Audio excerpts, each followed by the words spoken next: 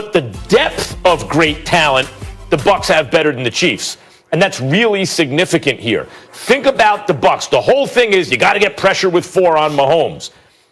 Vita Vea, the big nose tackle, was supposed to be out for the season after the Chicago game. If people remember, he was reported as out for the season. He's back with Ndamukong Suh in the middle. They have Shaquille Barrett and JPP on the outside. They are ferocious up front. Their linebacking tandem, arguably the best in football. Their front 7 is really ridiculously good. And by the way, they're banged up at safety, but their secondary has been covering everyone. And all 3 levels of the defense have been taking the ball away, have been creating turnovers.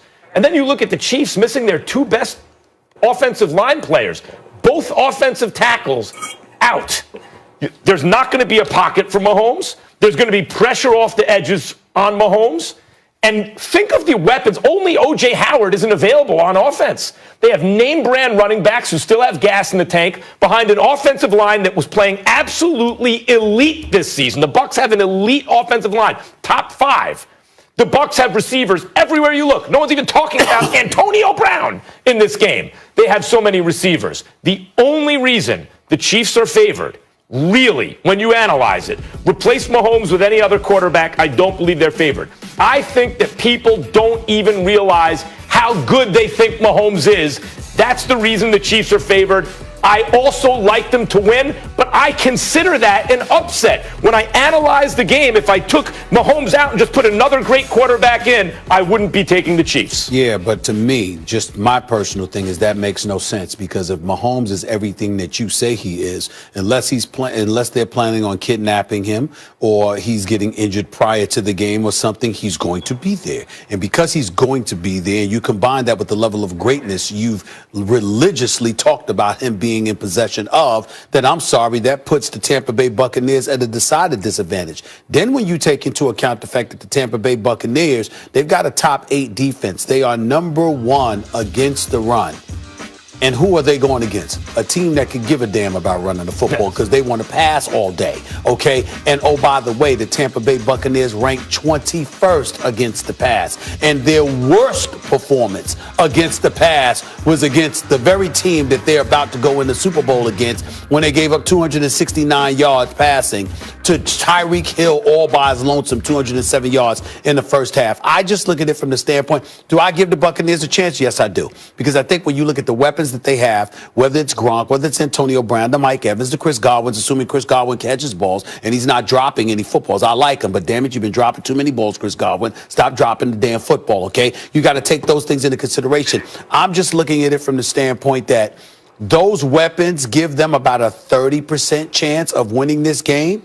But that's about all, because I think that Kansas City is such a juggernaut offensively that whatever it is, and I'm also remembering Tom Brady threw three interceptions in the second half against Green Bay. You can't make any mistakes against Kansas City. You can't do it. Do that, you're going to pay a very, very, very heavy price. And by the way, Max, I don't think the first game was as close as the score indicated. I think that Kansas City took their foot off the gas. They were up to a 17-0 lead in the first quarter. They could have ran away with it, but they just don't do that nearly as much as they should. I think the Super Bowl is a different ball game, however, and I expect them to win this game, even though I got the final score being 38-34. Yeah, you're talking about the Chiefs' offense, and that is why I like the Chiefs, because I think Mahomes is going to perform yet another miracle. He's a miracle man. He's going to perform a miracle and beat them by the skin of their teeth. And I don't think it's going to require a miracle. The Bucs, by the way, Tom Brady, all the Super Bowls are close. He doesn't blow anybody out, and he doesn't get blown out. They always seem to come down to the wire. That'll be the case here. They were down 28-3. And I like, what's that? They were down 28-3. But how did it end? I'm just saying,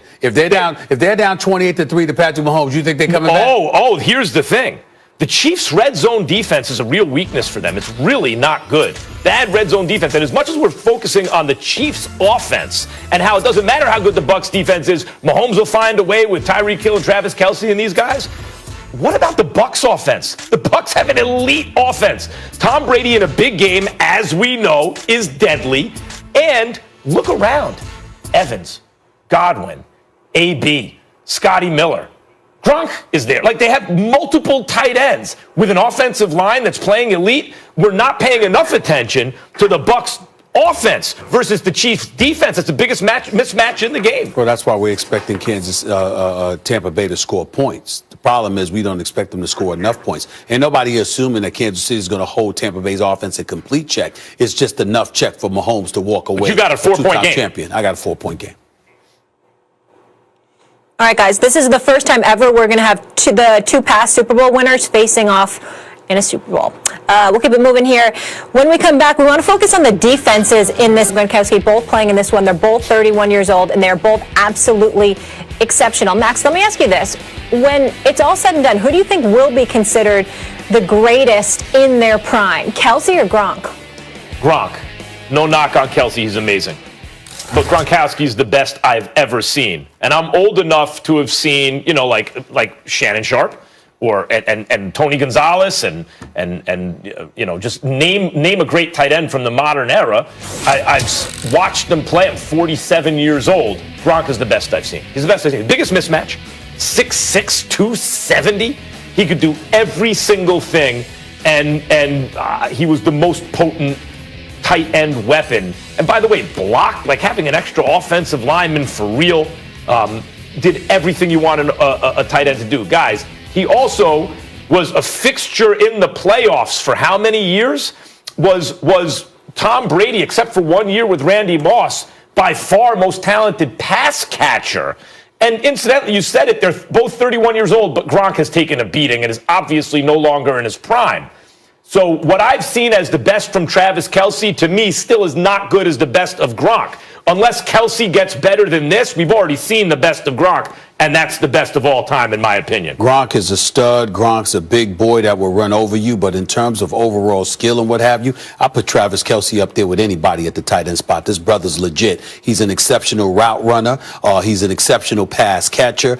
He makes yardage after the catch. We understand that Gronk was special in that regard as well. And I would remind everybody, there was a couple of 1,000-yard-plus seasons that Travis Kelce had long before Patrick Mahomes ever came along. So it ain't like he's a product of Patrick Mahomes.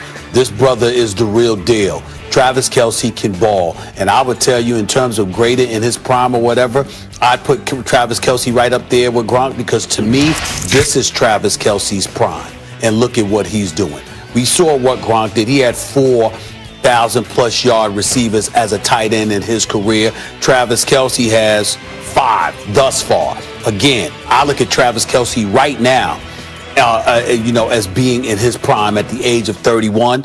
I just view it that way, and I say, hey, Travis Kelce right now against Gronk, and Gronk was in his prime, I don't mind going with Kelce. Doesn't bother me at all. Well, Kelce's great. Kelce's an all-time great, obviously. It's all-time great. He's a future Hall of Famer. For sure. Yeah. Kelce and George Kittle, it's an argument when both those guys are healthy. And in fact, because of Kittle's blocking, I'll give him a very slight edge over Kelce. But that's 1A and 1B. Either way you want it. When Gronk was in his prime, because he's not in his prime anymore, there was no 1B. It wasn't like, I wonder if this guy is as good as Gronk. That's not. Whoa. It wasn't a 1B, because George Kittle and Travis Kelce weren't playing back then. If Gronk was in his prime right now, we would be talking about the 3. I think if Gronk was... We'd be talking about the 3. This is basically the argument. Right. If Gronk was in his prime right now, I think it'd be Gronk 1 and these two be battling it out for 2. I'll say this. Gronk's health is a factor. Kelce may wind up with the better career numbers and all that stuff, because Gronk couldn't always stay on the field. I'm being fair to you there. I'm not going by the numbers. That's why I didn't really bring it up, because I understand Gronk, age, injuries, attrition. We all know that he wanted to walk away from the game because he had been, psychologically, it just got to him being injured all the time and playing with Bill Belichick in Foxborough. And I keep telling people, damn it, those hits hurt more in Foxborough than they do in that Florida. cold weather. That cold weather, when you get hit, it hurts, okay? So I'll give you that. Travis Kelce's in Missouri. You know how cold it gets in Missouri? Let me tell you something. He's still doing what he's doing. Travis Kelce right now in his prime, with Gronk in his prime, with George Kittle in his prime, I still think we're having this discussion about Travis Kelce and Gronk right there. I'm telling you, the brother's special. Gronk, think about when he was not the same pass catcher anymore and the separation wasn't quite the same, although there's always kind of separation if Gronk is on the field. He's so big, such a he run you over. Yeah, he run you over. Yeah. Think about the way he blocked his last year in New England. When he knew he could give you value there, he's like having a legit other like elite linemen the way he was blocking. He's just look. These guys are all operating on a certain level. Gronk is the biggest. I thought he was the most high-level performer I've ever seen at the position. Fair enough. We'll leave it there. Agree to disagree. All right, fellas, when we come back, it's a battle for the ages in terms of the quarterback position.